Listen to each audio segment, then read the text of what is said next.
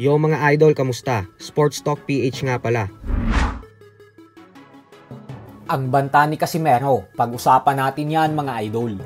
Ngunit bago ang lahat ay huwag kakalimutang mag-subscribe at i-click ang notification bell button for more sports talk.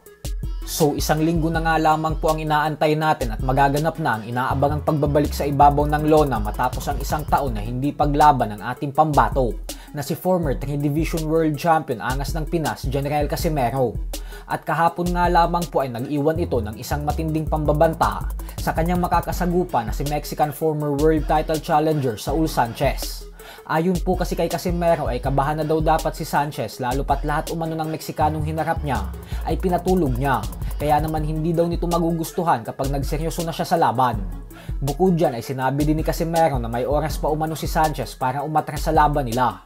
Kumbaga ay ang pinapalabas po dito ng angas ng Pinas ay pwede pang umatras si Sanchez upang makaiwas ito sa matinding pambubugbog na posible nitong sapitin sa kamay ni Casimero. Pero ganun pa man nga po ay tila tahimik naman si Sanchez at hindi kumakagat sa mga pambabanta sa kanya ni Alas. Subalit hindi po ibig sabihin nito ay hindi siya lalaban ng buong tapang sa ating pambato. Handang-handa na din po talaga kasi si Sanchez para sa kanilang bakbakan sa susunod na linggo. Ayon naman sa kapatid at head trainer ni Cuadro Alas na si Jason Casimero, ay aminado umano siya na magaling at malakas din daw talaga si Saul Sanchez. Kaya naman magandang bakbakan daw talaga ang mapapanood natin.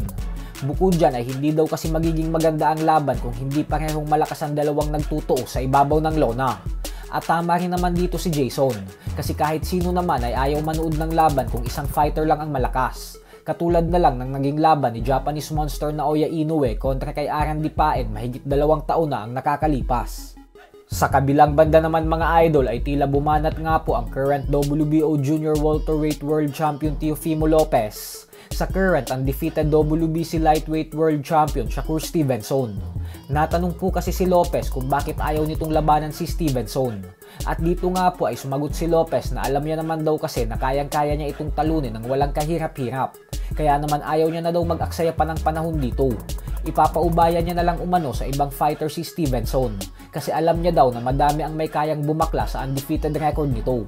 Dagdag pa ni Lopez na kitang-kita niya daw sa talento ni Stevenson na wala ito sa kanyang level, kaya easy work lang umano ito sa kanya. Mas nakatuon daw ang kanyang atensyon sa potensyal na laban kontra sa dalawang undefeated world champions and pound-for-pound fighters na sila Terence Crawford at Gervonta Tank Davis. Paliwanag ni Lopez na mas mabigat na hamon daw kasi ang mga laban na ito para sa kanya. Ibinunyag din ito na sinubukan niya na umanong harapin si Devin Haney dati pa. Subalit hindi daw ito nangyayari gawa ng hindi umano sumisipot ang buong kampo ni Haney sa mga meeting at negosasyon nila. So hanggang dito na lang po muna tayo mga idol.